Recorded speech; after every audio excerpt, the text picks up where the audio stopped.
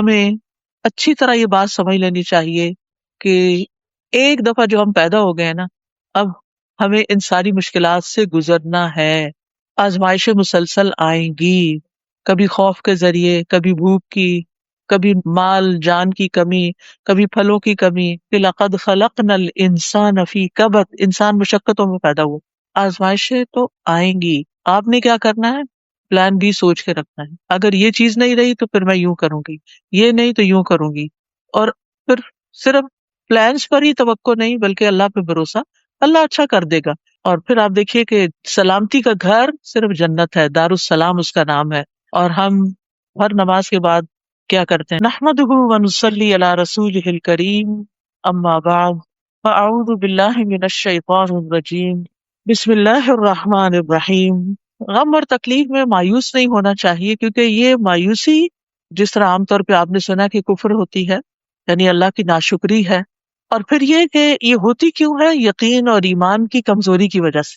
یعنی انسان کا جب یقین کمزور ہو جاتا ہے، ایمان کمزور ہو جاتا ہے، اللہ کا سہارا وہ چھوڑ بیٹھتا ہے، اللہ سے مایوس ہو جاتی. اللہ سبحانہ وتعالیٰ قرآن مجید میں بندوں کو مایوس ہونے سے منع فرماتا ہے کہ لا تقنطوا من رحمت اللہ ان اللہ یغفر الذنوب جمیعا.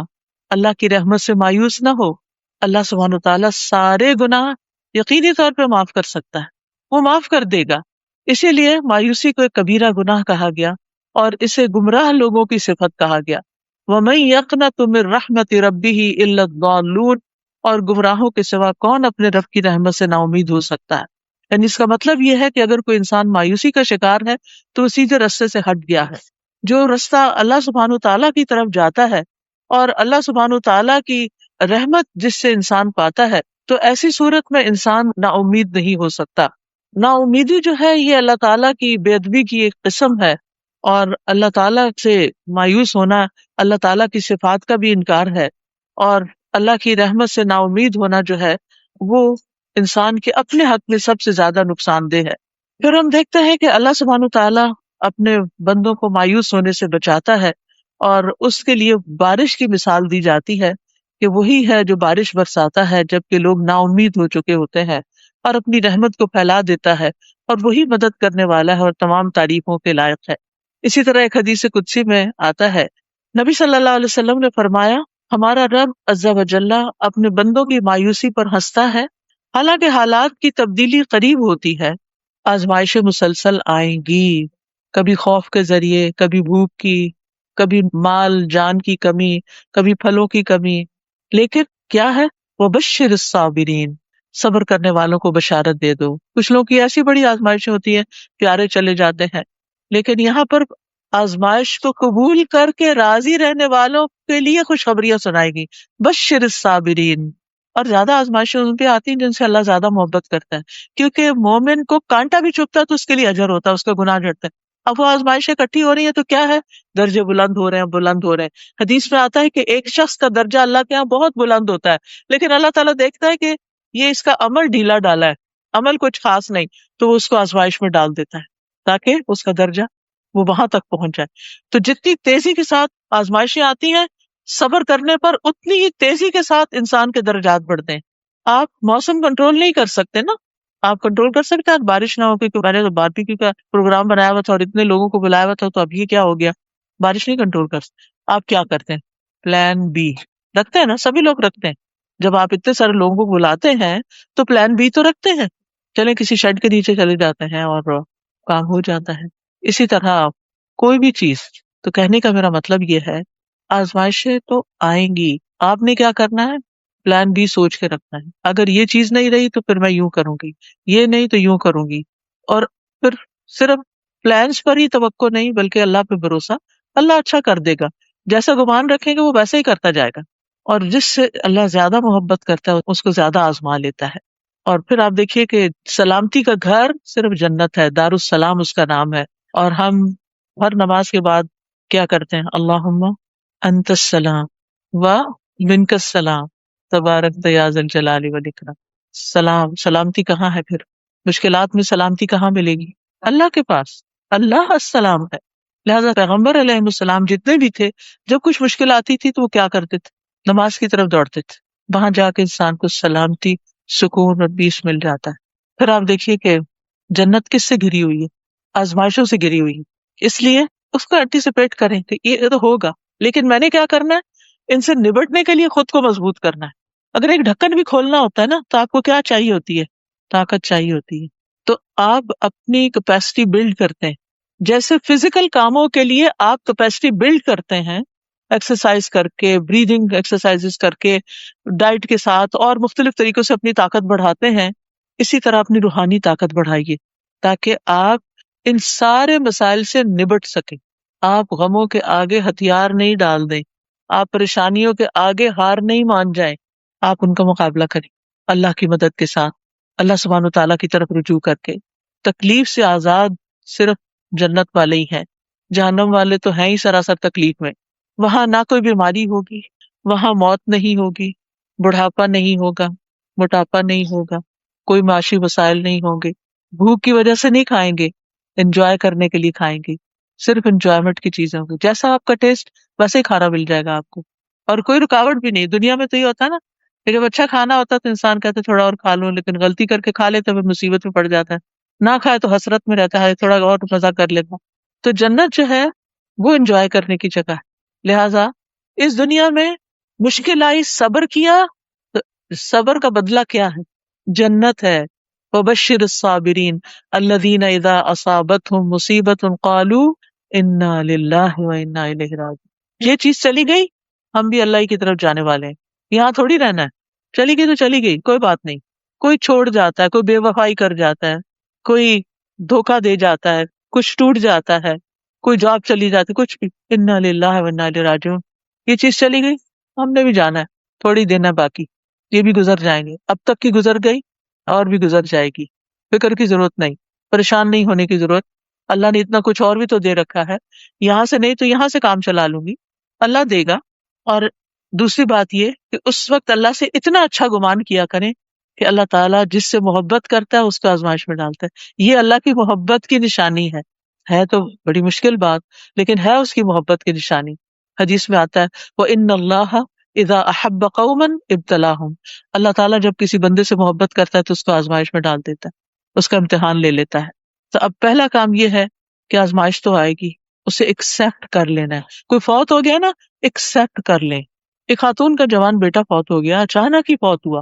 اچھا بھلا ٹھیک ٹھاک تھا، کھانا کھایا اور کھانا شاید چوک ہو گیا اور وہ سانس کی نالی میں چلا گیا اور ختم ہو گیا بچہ. انا للہ و انا الیہ راجعون. ماں بہت ہی ڈپریشن میں تھی، تو مجھے کسی نے کہا آپ ان سے بات کریں. خیر میں نے فون پہ بات کی تو وہ ایک ہی بات بار بار دہرائی جا رہی تھی، میں اب اس کو کیسے دیکھوں گی، اب وہ میں اس کی چیزوں کا کیا کروں گی، میں اس کو کیسے بھولوں گی، میں اس کے بغیر کیسے زندہ رہوں گی، میرا اس کے بغیر یہ کام کیسے ہوگا، وہ میرا بہت خیال رکھتا. بالکل صحیح ہے، ساری باتیں صحیح ہیں، لیکن اب اسے ایکسپٹ کرنا ہے نا. یہ تو ہو گیا، اب دیکھ نہیں پائیں گے. قیامت کے دن اللہ دکھا دے گا انشاءاللہ. اگر وہ نیک تھا اور آپ بھی نیکیاں کر رہے ہیں اس کے پیچھے، تو ملاقات دوبارہ ایسی ہوگی کہ کبھی جدائی نہیں ہوگی. اور اگر وہ اللہ کی نافرمانی میں گیا اور ہم اللہ کی نافرمانی کر کے ناراض ہوئے چلے جا رہے ہیں اور صبر نہیں کر رہے، تو پھر یہ ہمارے لیے نقصان دہ ہے. تو ہمیں مشکل یا کوئی آزمائش یا کوئی بھی نقصان اس کو ایکسپٹ کرنا کہ بس یہ ہو گیا نا، گلاس ٹوٹ گیا بس، اب میں نے کسی کا دل نہیں توڑنا. بعض اوقات کو مہمان توڑ دیتا ہے. اب تو خیر ڈسپوزیبل سے مہمانوں کو بھگت لیتے ہیں، لیکن یہ کہ کوئی خاص مہمان بھی ہوتے ہیں جن کے لیے بڑے شوق سے آپ بڑی اچھی کراکری نکالتے ہیں اور وہ پھر ان کے ہاتھ سے تھڑک جاتی ہے اور ٹوٹ جاتی ہے، اور پھر اب وہ ساری محبت اور خوشی جو ہے وہ غم میں بدل جاتی ہے. چھوڑے اس کو، یہ تقدیر کا حصہ تھا، اس کی موت یہی لکھی ہوئی اور ان کے ہاتھوں لکھی ہوئی تھی، اس نے یہی ٹوٹنا تھا. ہو گیا نا، بس ہو گیا، ختم، آگے چلو، موو آن. اللہ اور دے گا. دیکھیں اگر ہمارے برتن ٹوٹے نا تو ہم نئے کہاں سے خریدیں، اور تو جگہ ہی نہیں ہے، اتنا کچھ بھر لیا. پھر آپ دیکھیے کہ یہ اپنے آپ سے دوہرا کریں کہ یہی زندگی ایسی ہی ہے، رولر کوسٹر ہے، اسموتھ رائڈ نہیں ہے. یہ ہوگا، کوئی بات نہیں، کوئی بات. جب آپ بیک ہوم جاتے ہیں اور ٹوٹی ہوئی سڑکوں پہ گاڑی چلاتے ہیں تو کچھ لوگ ہوتے ہیں کہ وہ ایکسپٹ کر لیتے ہیں کہ یہ ٹوٹی ہوئی سڑک ہے، اس پہ یہ ہوگا، اور کچھ لوگ ہر تھوڑی دیر کے بعد کہتے توبہ توبہ کیسا گڑا آ رہا ہے، یہ ہو گیا، وہ سارا مزہ ہی خراب کیے رکھتے ہیں اپنا اور دوسروں کا بھی. تو یہ تو ہوگا، ٹوٹی سڑک پہ آپ چڑھے ہیں تو ہوگا، اس زندگی میں آئے تو اب یہ تو ہوگا. ایکسپٹ کر لیں، ایکسپٹ کر لیا. پھر یہ ہے کہ یہ یاد رکھیں کہ کچھ امتحان چھوٹے ہوتے ہیں، کچھ بڑے ہوتے ہیں. جو بھی امتحان آئے کہیں شکر اللہ کا، اس سے بڑا نہیں آیا. وہ آپ کو چھوٹا لگنے لگے گا. کچھ مسائل کم عرصے کے لیے ہوتے ہیں، کچھ مسائل زیادہ عرصے کے لیے ہوتے ہیں. آپ سوچیں کہ زیادہ عرصے کے لیے اجر و ثواب بڑھنے لگ گیا. کبھی ایک مسئلہ ختم نہیں ہوتا کہ ایک اور شروع ہو چکا ہوتا ہے، انسان اور زیادہ بوجھ تلے دب جاتا ہے. اس کو بھی ایکسپٹ کر لیں. یہ ایکسپٹ کیا، ایک اور بھی ایکسپٹ کر لیتے ہیں. اور پھر ایکسپٹ کرنے کے بعد ان کو پروفیشنل طریقے سے ڈیل کرنے کی کوشش کریں. کوئی بیمار ہے تو علاج کریں، دعا کریں. اگر روزی روٹی چلی گئی ہے تو اس کے لیے آپ بھاگ دوڑ کریں، کچھ نئی جگہ تلاش کریں. ہو سکتا ہے اسی میں ہی خیر ہو، آپ کو اللہ نے اس سے بہتر دینا ہو. آپ اس کے ساتھ چمٹ کے بیٹھے ہوئے ہیں، یہ گیا ہے تو اب آپ نئی تلاش کریں گے، اللہ تعالیٰ آپ کے لیے نیا وینیوز کھول دے گا. سوچ کو مثبت رکھیں، پازیٹو سوچیں، پریشانی کو مثبت سوچ میں بدل لیں. یہ یاد رکھیں ہر مشکل کے ساتھ آسانی ہے. قرآن میں آتا ہے فَإِنَّ مَعَ الْعُسْرِ يُسْرًا، إِنَّ مَعَ الْعُسْرِ يُسْرًا. اب آپ دیکھیں دو طرف یسر ہے، بیچ میں اسر ہے. دو بار اللہ تعالیٰ اس آیت کو لائے ہیں تاکہ مومن کو تسلی ہو. پھر آپ دیکھیے کہ کچھ لوگوں کے پاس اتنے بڑے مسائل کو نہیں ہوتے لیکن پھر بھی وہ خوف اور پریشانی کا شکار رہتے ہیں. اس عادت کو بھی بدلیے. آپ اس آیت کو یاد رکھیے، ان مع العسر یسرا. اگر تکلیف آ گئی نا تو اللہ تعالیٰ اس میں سے کوئی آسانی بھی نکالے گا، کوئی اور راستہ بھی نکلے گا. اور پھر یہ کہ ہم تو مسلمان ہیں نا، ہم کہتے ہیں ہم تو اللہ کے لیے جی رہے ہیں. ان صلاتی و نسکی و محیای و مماتی للہ رب العالمین. یہ کہہ دیا تو کیا مطلب ہے اس کا؟ میری زندگی کس کے لیے؟ جس نے دی ہے اسی کے لیے، جیسے وہ چاہے گا ویسے ہی زندگی بسر کروں. لہذا مجھے یہ دیکھنا ہے کہ میں کہاں کہاں اللہ تعالیٰ کو ناراض کر رہی ہوں. مجھے اپنے آپ کو درست کرنا ہے. تکلیف میں انسان اللہ کو زیادہ یاد کرتا ہے، دعائیں بھی زیادہ کرتا ہے. پھر اللہ سے مدد مانگے کہ اللہ تعالیٰ میری کوئی چیز آپ کو پسند نہیں، آپ اس کی اصلاح کر دیں. اور یہ دعا کثرت سے مانگا کریں، اللہم وفقنا لما تحب و ترضی. اللہ مجھے اس چیز کی توفیق دے دیں جس سے آپ محبت کرتے ہیں اور جس سے آپ راضی. مجھے وہ کام کرنے سکھا دیں، ان کاموں کو شوق لگا دیں کہ جن سے آپ راضی. کتنی خوبصورت دعا ہے، میری فیوریٹ دعا کہ اللہ وہ کام کروا لے جس سے آپ راضی ہو جائیں، جس سے آپ خوش ہو جائیں. کیونکہ الٹیمیٹ گول کیا ہے ہماری زندگی کا؟ کس کو خوش کرنا؟ اللہ. ہم کہتے تو ہیں لفظوں سے لیکن کرتے کس کو خوش؟ سارا وقت کس کی خوشی میں کوئی پریشانی میں رہتے، لوگوں کو خوش کر. آپ دیکھیے کہ ہم اپنے سارے کاموں کا جائزہ لیں. مثال کے طور پر آپ دیکھیں کہ ہماری شادیاں ہوتی ہیں تو ہم لوگوں کو خوش کرنے کے لیے کیا کیا نہیں کرتے، اور خود اپنا حال خراب کر لیتے ہیں دوسروں کو خوش کر کر کے. لوگ پھر بھی خوش نہیں ہوتے.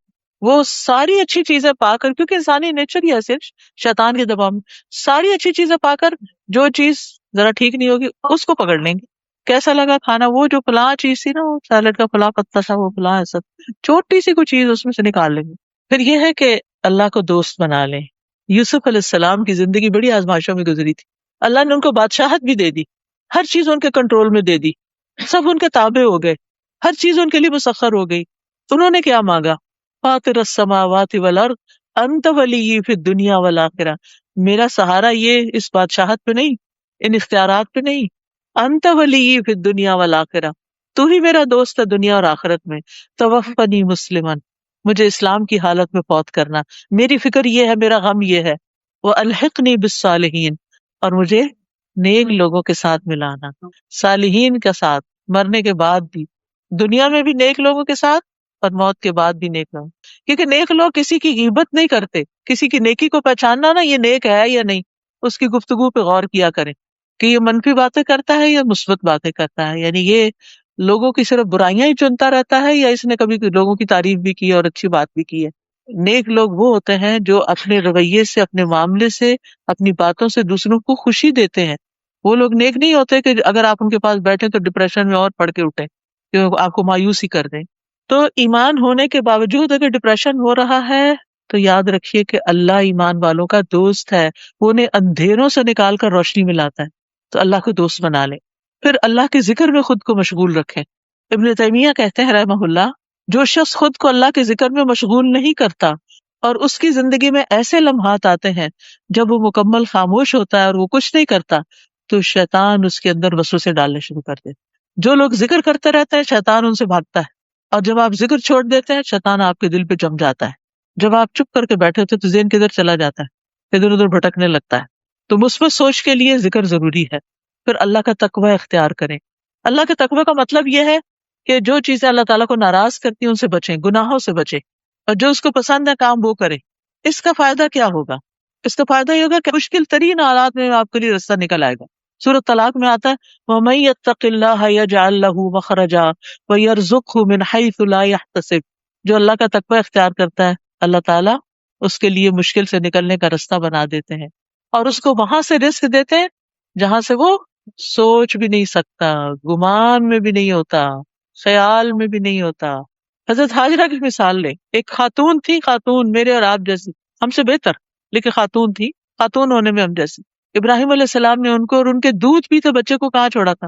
اگر آج ہمارا شوہر ہمارے ساتھ ایسے کرے تو پھر ہم کیا کریں گے؟ سنگل پیرنٹس کی آپ نے حالت کبھی دیکھی ہو؟ حضرت ہاجرہ نے کیا کیا تھا، وہ جب حضرت ابراہیم ان کو چھوڑ کے جا رہے تھے نا، کہاں چھوڑ رہے تھے؟ مکہ کی وادی میں، جہاں کوئی انسان ہی نہیں تھا، کوئی گھر نہیں تھا، کوئی کچن نہیں تھا، کوئی فریج نہیں تھی، کوئی کھانے کی چیز نہیں تھی، کوئی مارکیٹ نہیں تھی، کوئی اللہ والا رہتا نہیں تھا وہاں کے آپ کو لا کے دے دے، کچھ بھی نہیں تھا، ہر چیز سے محرومی. وہ اپنے شوہر کے پیچھے جاتی، آپ مجھے کیوں یہاں چھوڑ کے جا رہے؟ وہ خاموش ہے، وہ آگے چلنے لگتے، پھر پیچھے نہیں مڑ کے دیکھتے، آپ کیوں چھوڑ کے جا رہے؟ پھر جواب نہیں آتا، پھر تیسری دفعہ پوچھتی ہیں تھوڑا اور آگے جا کے، آپ مجھے کہاں چھوڑ کے جا رہے ہیں، کیوں چھوڑ کے جا رہے ہیں؟ اللہ ہمارا کبھی خاصا، کیا اللہ نے آپ کو اس کا حکم دیا ہے؟ حضرت ابراہیم نے سر ہلا دیا، ہاں تو دیکھیے اس عورت کا ایمان. پھر اللہ ہمیں ہرگز ضائع نہیں کرے گا، پھر ہم یہاں بھوکے نہیں مریں گے، ہم پھر تنہا نہیں ہیں، پھر اللہ ہمارے ساتھ ہے. غار میں نبی صلی اللہ علیہ وسلم نے کیا کہا تھا حضرت ابوبکر کو؟ لا تحزن ان اللہ معنا، غم نہ کرو اللہ ہمارے ساتھ ہے. ہر مشکل میں پڑے ہوئے انسان کو یہی سوچنا چاہیے اللہ ہمارے ساتھ ہے، ہم تنہا نہیں ہیں، ہم اکیلے نہیں. اگر انسانوں نے چھوڑ دیا تو کیا ہوا، مال نے چھوڑ دیا تو کیا ہوا، اللہ ہمارے ساتھ ہے. تو اللہ کا تقویٰ، اللہ کی یاد. اور حاجر علیہ السلام نے کبھی اس کو گمان بھی کیا ہوگا کہ اس کا حل زمزم ہوگا؟ آج تک ہم زمزم کو ترستے ہیں، کہیں سے مل جائے تو اس کو سنبھال سنبھال کر رکھتے ہیں، اس کا ایک ایک قطرہ ہم سنبھالتے ہیں کہ اس کو ضائع نہیں ہونے دینا. تو کیا تھا ان مع العسر یسرا، وہ کس طرح بھاگ دوڑ کر رہی تھی وہاں پر. ہم اب جاتے ہیں تو ہم کہتے ہیں چلا نہیں جاتا، اتنی مشکل میں آ جاتے ہیں ہم جب صحیح کرتے ہیں پیدل. تو وہاں تو چھت بھی نہیں تھی، اے سی بھی نہیں تھا، کچھ بھی نہیں تھا، کوئی لوگ بھی نہیں آس پاس سے. لوگوں کی موجودگی میں کام کرنا آسان ہو جاتا ہے بعض اوقات، اور سارے چلے جا رہے ہیں، ہم کہتے ہیں یہ بھی تو چل رہے ہیں، وہ دیکھے کس طرح لگڑا کے چل رہا، میں بھی چلوں گی. چلنے کی ہمت آ جاتی، انسان دوسروں سے انسپائر ہو کے چلتا ہے. لیکن حضرت ہاجرہ رضی اللہ تعالیٰ عنہا، سبحان اللہ، کوئی بھی تو نہیں تھا، اور شوہر نے بتایا بھی نہیں میں کب آؤں گا واپس، اور آؤں گا بھی کہ نہیں آؤں گا. کیا دل ہوگا، کیسا یقین ہوگا، کیسا توکل ہوگا کہ وہ اس وقت پریشان نہیں ہوتی بلکہ بچے کی فکر کرتی ہیں. وہ پہلے تو دودھ پلاتی رہی، پانی تھا پیتی رہی، کام چلتا رہا. جب سب کچھ ختم ہو گیا تو پھر بچہ رونا شروع ہو گیا. بہرحال اور کیا کرنا ہے، پریشانی، دکھ، غم، تکلیف، مایوسی میں اپنے گناہوں کا اعتراف کرنا ہے. یہ مشکلات سے نکلنے کا راستہ ہے. یونس علیہ السلام نے مچھلی کے پیٹ میں کیا پڑھا تھا؟ لا الہ الا انت سبحانک انی کنت من الظالمین. صرف لفظ نہیں دہرانے، سوچ کے پڑھنا ہے. تیرے سوا کوئی الہ نہیں، تو پاک ہے، تیرے میں کوئی عیب کمی کوتاہی نہیں، بے شک میں ظالم ہوں، میری غلطی ہے، آئی واز رانگ. انہوں نے یہ نہیں اس وقت کہنا شروع کیا کہ وہ لوگوں نے مجھے بہت ستایا تھا اس لیے میں نکلا تھا وہاں سے. لوگوں نے حد درجہ تنگ کر دیا تھا حضرت یونس علیہ السلام کو، اس لیے انہوں نے اپنی قوم کو چھوڑا تھا. ابھی اللہ کا حکم نہیں آیا تھا. اللہ کا حکم آتا قوم تباہ ہو جاتی، ان کو اللہ تعالیٰ بچا کے لے جاتا، جیسے سارے پیغمبروں کے ساتھ ہوا. تو یہ پہلے نکل آئے ناراض ہو کے، وہ پکڑ ہو گئی، نکلے گئے ایسے پھر اس پکڑ سے، اس غم سے. اور اللہ تعالیٰ قرآن پاک میں فرماتے ہیں وَكَذَلِكَ نُنْجِي الْمُؤْمِنِينَ، ہم مومنوں کو اسی طرح نجات دیتے ہیں. یعنی جیسے یونس علیہ السلام کو دی تھی، اگر مومن بھی اپنی غلطیوں کا اعتراف کرے، اپنی غلطیوں کو مانے، اپنے گناہوں کی توبہ کرے، تو ہم ان کو بھی ایسے ہی غم سے نکال لیں گے. اور اس کی تفصیل تو آپ کو پتہ ہی ہوگی کہ کس طرح قرہ ان کے نام بار بار نکلا اور ان کو پھینکا گیا، اور اس طرح وہ مچھلی کے پیٹ میں چلے گئے اور پھر وہ سمندر کی گہرائی میں چلی گئی. ابھی جو آپ دوست ڈوبی ہے پڑھا ہوگا آپ نے کہ کتنا ڈارک ہے نیچے. تو اللہ تعالیٰ فرماتے قرآن پاک میں وَنَادَى فِي الظُّلُمَاتِ، انہوں نے اندھیروں میں پکارا، مچھلی کے پیٹ کا اندھیرا، غم کا اندھیرا، اور پھر سمندر کا اندھیرا اور رات کا اندھیرا. اف، سوچ کے روح کانپ جاتی ہے. اگر آپ امیجن کریں وہاں سے اللہ نے نکالا. کیا ہم میں سے کسی کا غم، تکلیف، پریشانی ویسی ہے؟ نہیں. اور اگر اللہ نے ان کو نکالا تو وہی اللہ ہمیں بھی نکال سکتا ہے. لیکن انہوں نے سچے دل سے کہا تھا. ہم کیا کرتے، گڈیاں پکڑ لیتے ہیں، باتیں کرتے ادھر ادھر دیکھتے، لا الہ الا انت سبحانک انی کنت من الظالمین، اس نے کیا پہنا ہوا ہے، اس کے کپڑے کیسے ہیں، یہ کیا پڑھنا ہوا. ایک دفعہ نہیں سوچ کے پڑھتے، پھر کہتے ہیں ہم نے تو وظیفہ کیا تھا کچھ نہیں ہوا. حضرت یونس کے بارے میں کوئی نہیں آتا کہ انہوں نے 1.25 لاکھ ہی پڑھا تھا، انہوں نے شاید ایک ہی دفعہ پڑھا اور مچھلی اوپر آنا شروع ہو گئی. اور پھر کس طرح اللہ کے اذن سے مچھلی نے باہر نکالا، مچھلی کے ایسڈ سے سارا جسم زخمی ہو چکا تھا، ریش ہو چکا تھا۔ قرآن مجید میں آتا ہے کہ اللہ تعالیٰ نے ان کے لیے یقطین کدو کا پودا اگایا اور اس کی چھاؤں میں تھے اور اس کا پھل بھی کھاتے تھے۔ اسی لیے آپ دیکھیں کہ جو کدو ہوتا ہے وہ اسکن کی ڈیزیز کے لیے بہت مفید ہوتا ہے۔ پھر اللہ نے ان کے لیے انتظام کیا، پھر ان کو واپس اپنی قوم میں بھیجا اور ان کی قوم کو بھی اللہ نے معاف کر دیا، سب ٹھیک ہو گیا۔ آزمائش آئی، سخت آئی، لیکن نکل آئے اس سے۔ کس چیز سے؟ انی کنت من الظالمین، میری غلطی ہے۔ لیکن ہم سب کے اندر اتنی انا ہے، نہ اللہ کے آگے اس طرح جھکتے ہیں کہ اپنی غلطیاں مانے، ہم بلکہ کہتے ہیں میں نے کیا ہی کیا تھا۔ تو پھر آپ دیکھیے کہ کس طرح ویل جو دنیا کی سب سے بڑی مخلوق ہے اس نے اپنا منہ کھولا، اور کس طرح یونس علیہ السلام اندر گئے، اور کس طرح وہ ویل سمندر کی گہرائیوں میں گئی، اور کس طرح پھر یونس علیہ السلام باہر نکلے، اور کس طرح ان کو صحت ملی، اور کس طرح وہ اپنی زندگی میں روٹین پہ آ گئے۔ آج اگر کوئی ویل ہمیں نگل لے، اللہ نہ کرے، تو ٹیکنالوجی بھی یہ نہیں جان سکتی کہ یہ لوکیٹ نہیں کر سکتی کہ آپ کہاں ہیں، کوئی نہیں مدد کر سکتا۔ دیکھیے یونس علیہ السلام نے صرف اللہ کو پکارا تھا اور اللہ نے نکال دیا، تو ہمیں بھی کیا کرنا چاہیے؟ صرف سہارے نہیں ڈھونڈنے چاہیے، یہ مدد کرے گا وہ کرے گا، اور وہ نہیں کرتے تو اور فرسٹریشن۔ پھر اللہ ہے نا، جب کوئی دکھ ہو آپ اکیلا محسوس کریں کہ اللہ ہے نا، میں اکیلی تھوڑی بیٹھی ہوں، اللہ ہے نا میرے ساتھ۔ بچے چلے گئے کوئی بات نہیں، اللہ ہے نا۔ شوہر چلے گئے دنیا سے کوئی بات نہیں، اللہ ہے نا، میرے لیے اللہ کافی ہے، حسبی اللہ و نعم الوکیل۔ جب کبھی یہ خیال آئے نا کہ ہے، کیونکہ ہم سب جو ایج کے اس حصے میں 60+ مثلاً میری طرح، تو ہم سوچتے ہیں کہ اللہ نہ کرے اسپاؤس کو کچھ ہو، اللہ نہ کرے کہ بچوں کو کچھ ہو، پھر ہم اکیلے کیسے کیا کریں گے کیا نہیں کریں گے، یعنی ہر ایک کو یہ خوف ضرور آتا ہے۔ اور یہاں اس ملک میں تو خاص طور پر جہاں کوئی رشتے دار بھی نہ ہو تو پھر کیا کریں گے۔ یہی سوچا کہ اللہ ہے نا، وہی ٹیک کیئر کرے گا۔ الحمدللہ ہم لوگ مسجدوں سے جڑے ہوئے ہیں، بہت سے دینی دوست ہیں، ایمانی ساتھی ہیں، اللہ کا شکر ہے کہ وہ ہم سے زیادہ ہماری کیئر کرتے ہیں۔ لیکن یہاں کے لوگوں کو آپ دیکھیں کہ ابھی میں ایک قصہ پڑھ رہی تھی، اور یہ ہماری ایک اسٹوڈنٹ نے لکھا جو فرسٹ ہینڈ انفارمیشن اس نے لی، میں نے پوسٹ بھی کیا تھا حکمت کی بات میں، کہ 92 ایئرس اولڈ خاتون تھی، پچھلے 8 سال سے ان کا بچہ ان کو دیکھنے نہیں آیا تھا، اور جب ماں فوت ہو گئی اور دفنا دی گئی تو ظاہر ہے کہ پراپرٹی تو چاہیے تھی، تو آ کر اس نے گھر کا سارا سامان جنگ کی طرح ٹرک میں ڈالا اور نکال دیا۔ ماں کی کیسی کیسی میموریز تھیں، تصویریں تھیں، چیزیں تھیں جو سنبھال سنبھال کے اس نے رکھی ہوئی تھی، وہ بچے کو ان میں سے ایک بھی نہیں چاہیے تھی۔ دنیا کا تو یہ عالم ہے۔ تو اس طرح کے کتنے ہی لوگ ہوں گے جو گھروں میں، اور مجھے پرسنلی میں 2014 میں انگلینڈ میں گئی تھی، تو وہاں پر ہماری کچھ ساتھی تھی، تو وہ سوشل ورکر تھی، تو انہوں نے بتایا کہ کس طرح وہ مختلف بوڑھے لوگوں کو دیکھتے ہیں، گھر میں کوئی نہیں ہوتا، شام کے وقت ان کا پیمپر چینج کر کے آتے ہیں، ان کو بیڈ میں ڈال کے ٹک ان کر کے آتے ہیں، اور پھر وہ کہتے ہیں کیوں جا رہی ہو، ابھی سے جا رہی ہو، رات کا اندھیرا اور وہ تنہا۔ کتنے ہی ایسے لوگ ہیں جو بزرگ ہیں اور گھروں میں تنہا ہیں یا پھر ہومز میں ہیں۔ تو الحمدللہ اللہ نے ہمیں ایمان دیا، اللہ نے ہمارے بچوں کو اچھی سوچ دی کہ جو والدین کی کیئر کرتے ہیں، اور اگر اپنی کسی مجبوری کی وجہ سے وہ نہیں بھی کر سکتے تو سب سے بڑا سہارا تو اللہ ہی کا ہے۔ بچوں کو سہارا نہ سمجھیں، مال کو سہارا نہ سمجھیں، اپنے اسٹیٹس کو سہارا نہ سمجھیں، اللہ کو سہارا بنائیں، اس پہ توکل کریں۔ جب کوئی خوف کے خیال آئے، افوض امری الی اللہ، میں اپنا معاملہ اللہ کے سپرد کرتی ہوں، اللہ ہی سنبھالے گا، اور اپنی غلطیوں کا ذکر۔ اور پھر آپ دیکھیے کہ مشکلات آتی ہیں ہمیں اللہ سے قریب کرنے کے لیے، اللہ سے قریب کرنے کے لیے۔ اور اگر کوئی مشکلات کے باوجود اللہ سے قریب نہیں ہوتا تو وہ دنیا کا بدبخت ترین انسان، اس نے کچھ سیکھا ہی نہیں۔ کسی وقت کوئی بھی چوٹ ہمیں لگتی ہے تو ہمیں فوراً اللہ کو یاد کرنا چاہیے، فوراً قرآن کی طرف لوٹنا چاہیے۔ بعض اوقات اور کوئی نہیں، وہ جو ہمارا ہڈن دشمن ہے نا، شیطان، اور ایک تو اندر دشمن بیٹھا ہوا نفس، اس کے کچھ تقاضے ہوتے ہیں، جب وہ پورے نہیں ہوتے تو وہ اداس ہو جاتا ہے، اور کچھ شیطان کے وسوسے ہوتے ہیں۔ فوراً قرآن کی طرف جائیں، تلاوت شروع کر دیں، کوئی قرآن کی تفسیر شروع کر دیں، قرآن کی کسی مجلس میں چلے جائیں، مسجد میں چلے جائیں، جا کے بیٹھ جائیں، اللہ کا ذکر کریں، آپ تو دل اچھا ہو جائے گا۔ مشکل وہیں کھڑی ہے، آپ کا دل اچھا ہو جائے گا۔ آپ کو تو اس سے غرض ہے نا کہ آپ کا دل اچھا ہو جائے، مشکلیں تو جب جانا ہے تو جائے گی۔ Take good care of your self, اپنا خیال رکھیے، اپنے اوپر فوکس کیجئے کہ مجھے کون سی چیز طاقت دیتی ہے۔ فزیکلی ویک کر رہی ہوں تو کیا کرنا ہے مجھے، اسپرچولی ویک ہو رہی ہوں تو کیا کرنا ہے، ایموشنلی ویکنس کا شکار ہوں تو کیا کرنا ہے، مجھے اس وقت کیا کرنا ہے۔ اور جو نسخے آپ کو کام آتے ہیں نا وہ لکھ لیا کریں، اور اس وقت انہی کو استعمال کریں۔ پھر ایک ہیبٹ اپنی بنائیں کہ اپنی زندگی میں ایسی بکس پڑھیں جس میں انبیاء اور صحابہ کے حالات ہوں کہ وہ کیسی کیسی مشکلات سے گزرے.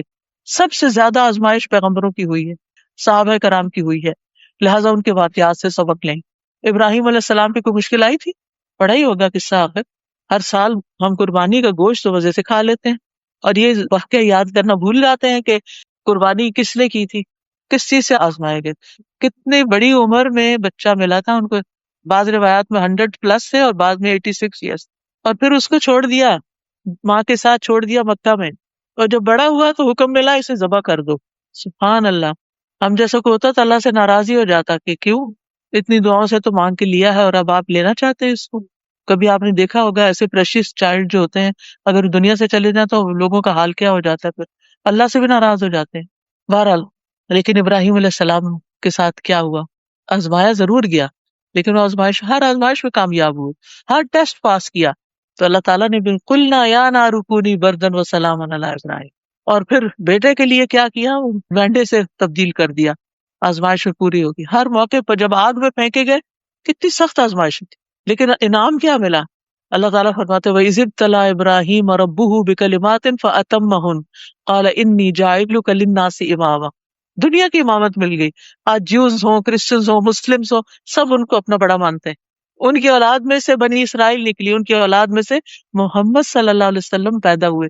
اتنا شاندار بچہ ملا ان کو اپنی نسل میں، اور کیا چاہیے اس سے بڑی کوئی نعمت؟ لیکن یہ نعمتیں امتحان کے بعد ہی ملتی. جو امتحان سے مایوس ہو جاتا ہے اور امتحان کے وقت ثابت قدم نہیں رہتا پھر اس کے لیے خیر نہیں. اور جو پاس کر جاتا ہے پھر وہ آگے، جو بچے امتحان پہ امتحان پاس کر جاتے ہیں آپ دیکھیے کہ پھر ان کے لیے کتنے اچھے چانسز آگے بنتے چلے جاتے ہیں. تو صحابہ کی زندگی سے سبق سیکھیں کہ کس کس طرح ان کی زندگی میں مشکلات آئیں. حضرت عائشہ کا وہ واقعہ یاد کریں کہ جب ان پہ الزام لگا تھا تو کتنی تکلیف میں انہوں نے مہینہ گزارا تھا اور پھر کس طرح اس سے وہ نکل آئے. پھر یہ کہ دعاؤں میں اللہ کے ناموں سے مدد مانگیں. مثلا اگر بیمار ہوتے ہیں تو ہم کہیں یا شافی، اللہم انت الشافی لا شفاء الا شفاؤک اشف شفاء لا یغادر سقما.